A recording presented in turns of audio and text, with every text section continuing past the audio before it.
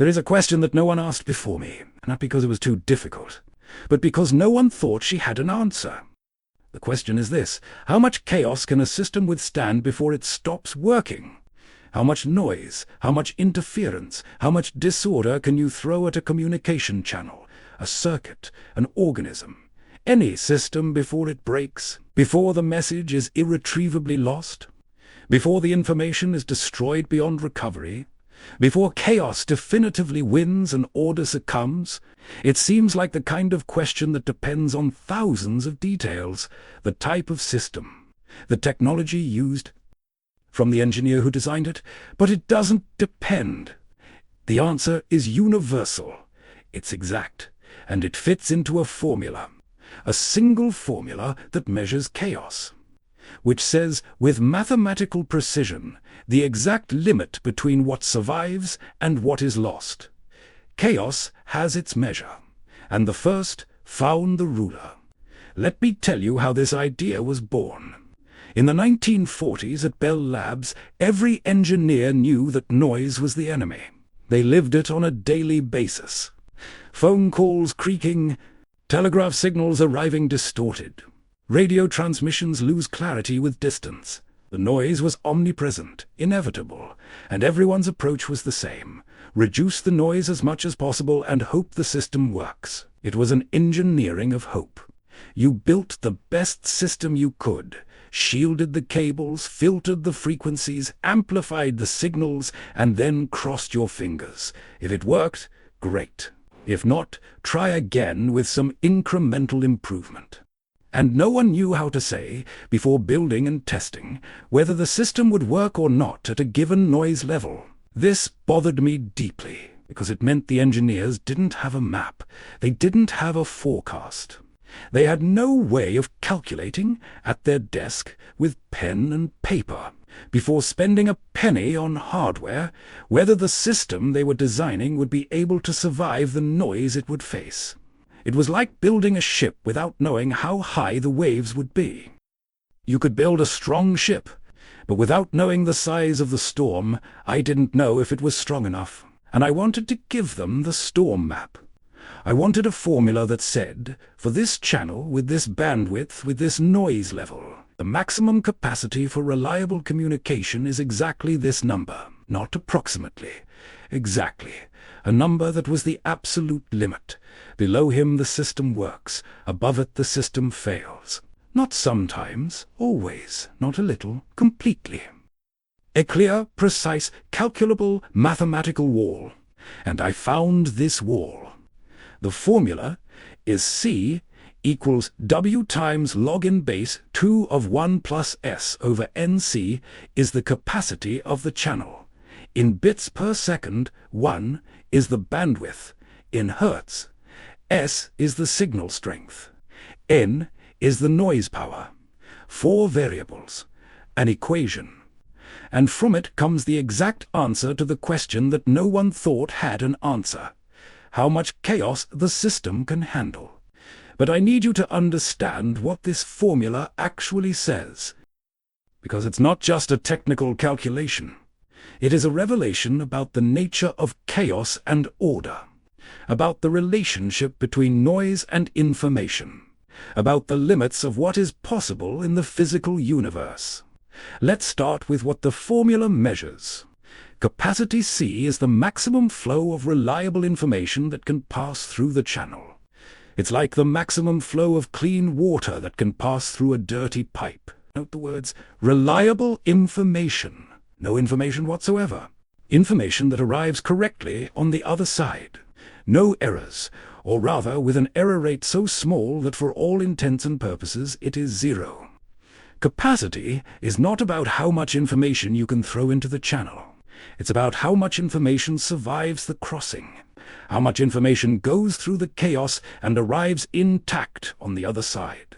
Now look at the S to N ratio, the signal-to-noise ratio.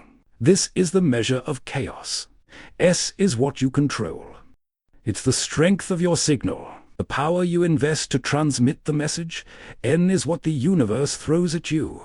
It's the noise, the interference, the static, the constant murmur of matter in agitation. S over N is the ratio of your voice to the noise in the room. If your voice is strong and the room is quiet, S over N is big. You can communicate a lot of information. If your voice is weak and the room is noisy, S over N is small. Your ability to communicate shrinks. And the logarithm? The logarithm is what makes the formula honest, because he says the gains are decreasing. Doubling the signal strength does not double the capacity. It increases just a little.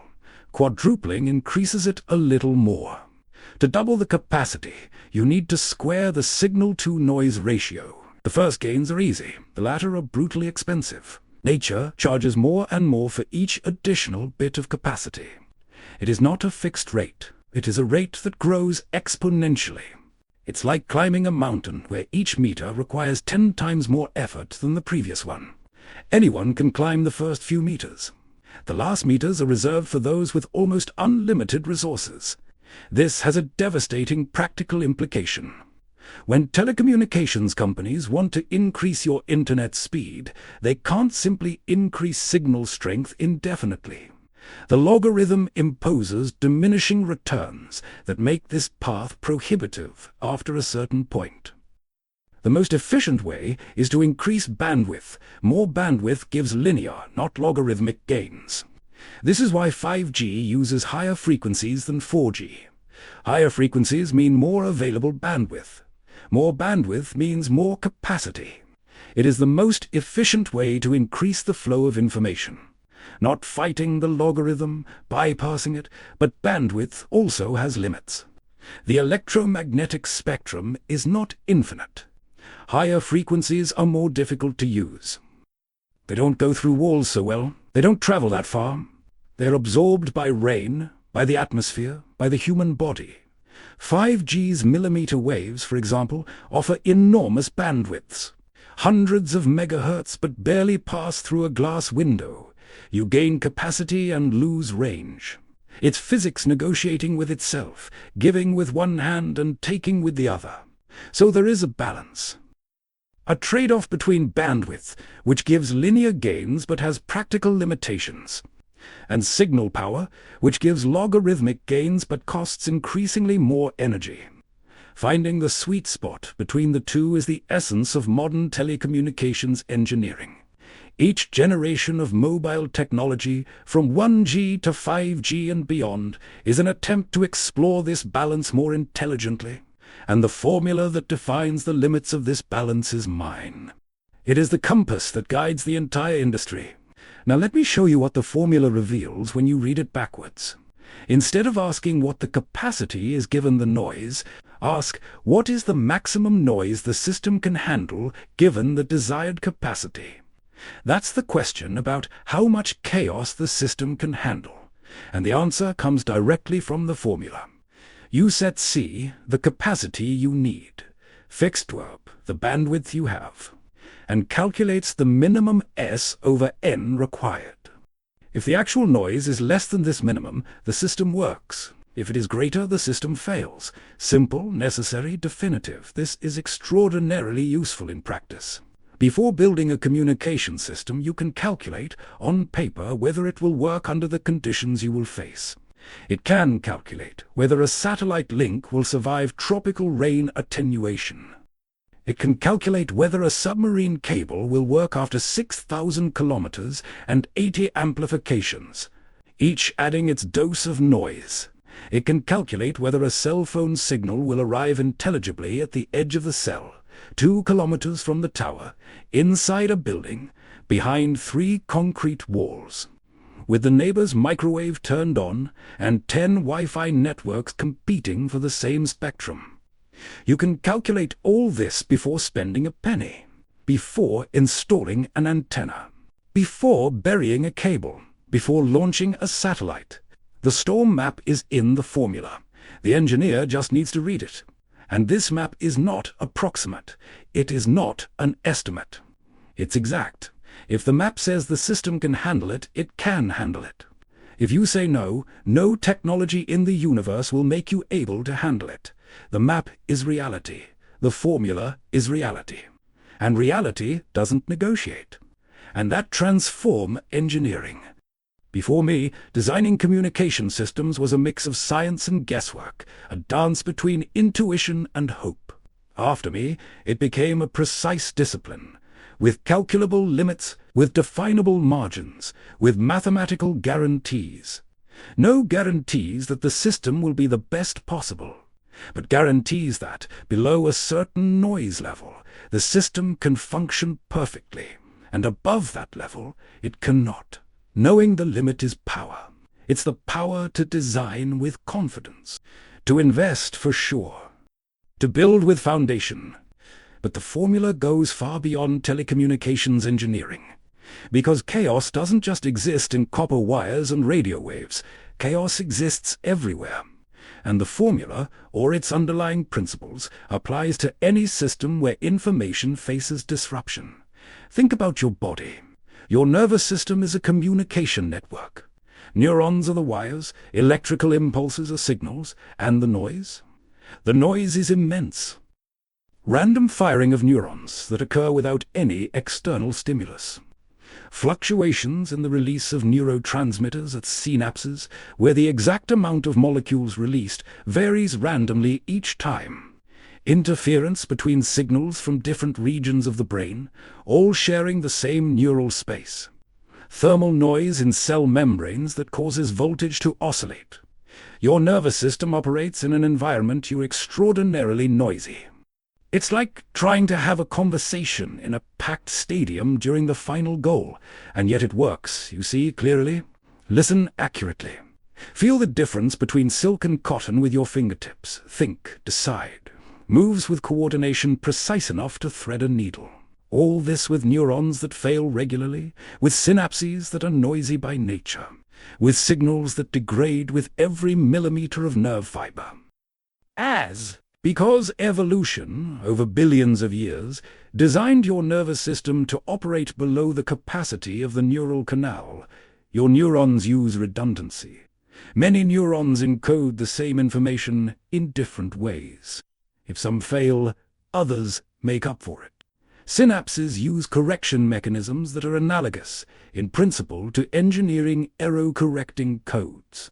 Your brain is a communication system that solves the same problem that engineers at Bell Labs face, and uses the same solution. Not because you read my article, because the solution is universal. Think about DNA. Genetic replication is a communication channel where the message is the genome and the noise is mutations. With each copy, random errors creep in. Most are harmless, some are lethal. And there is a maximum rate of genetic information that can be transmitted faithfully across generations.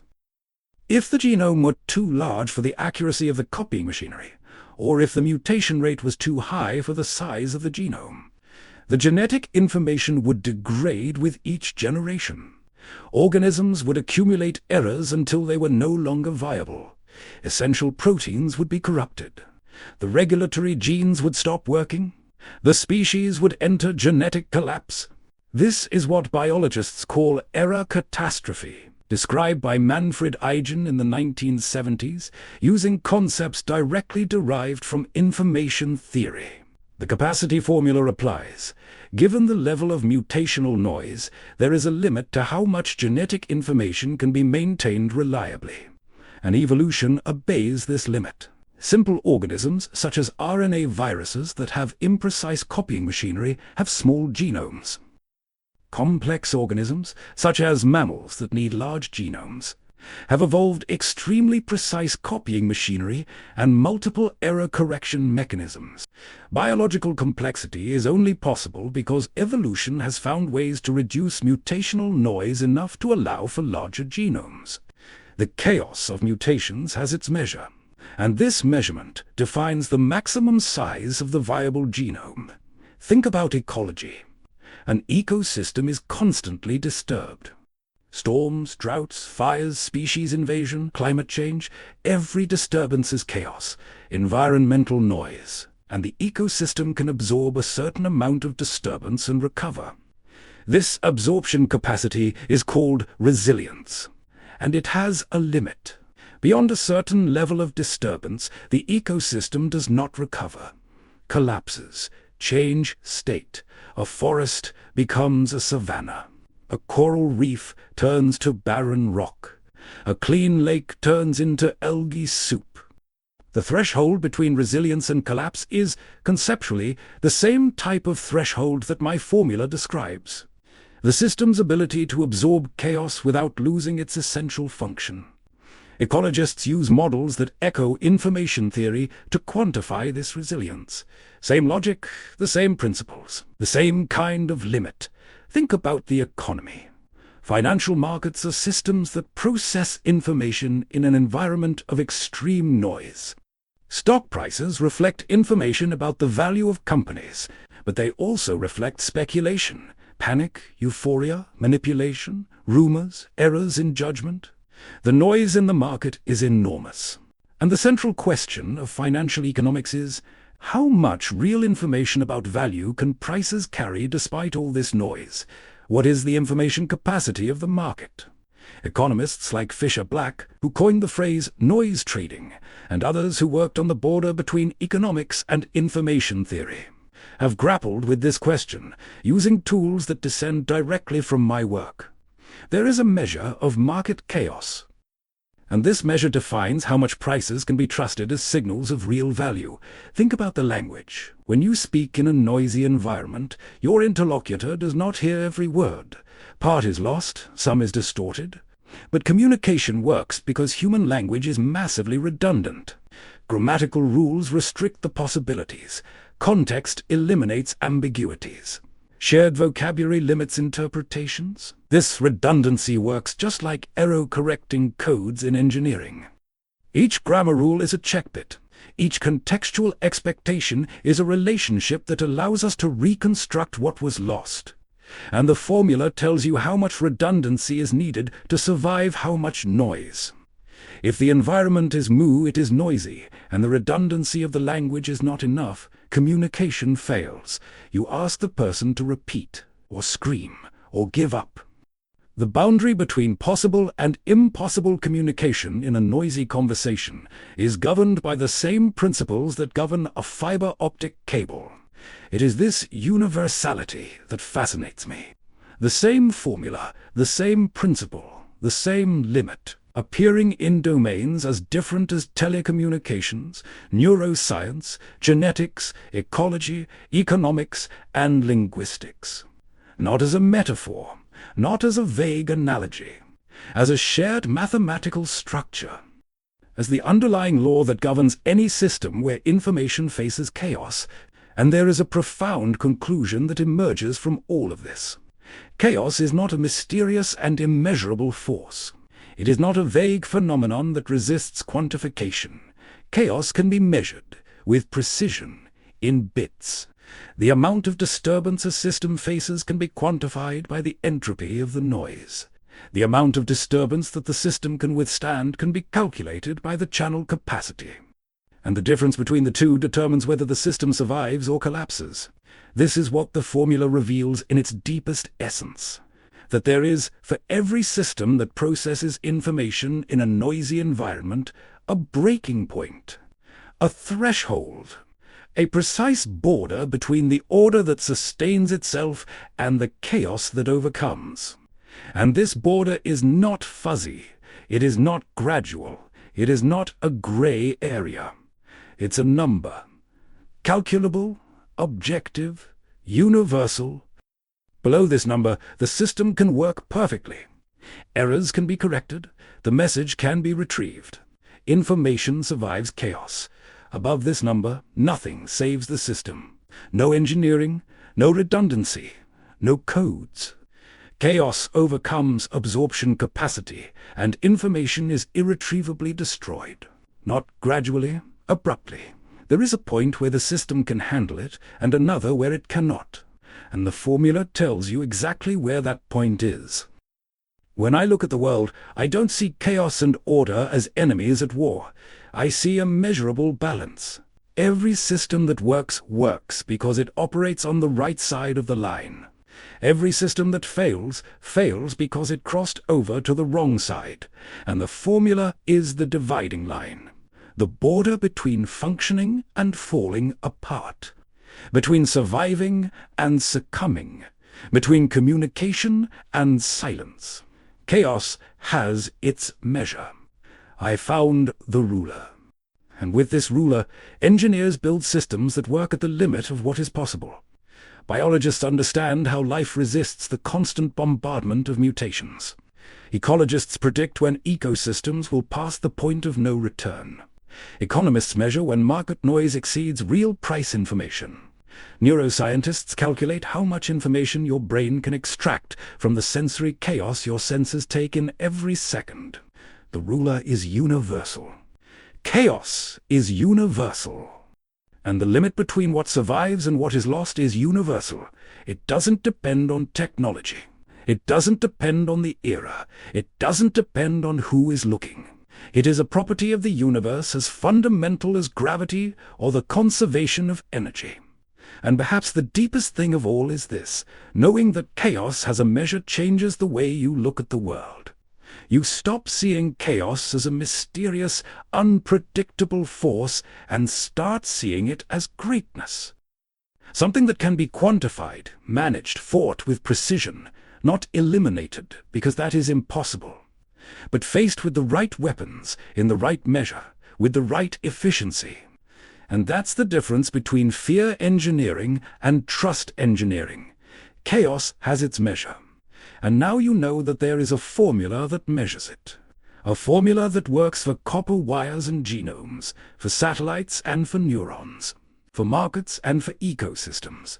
A formula that reveals with absolute clarity how much chaos any system can withstand before breaking.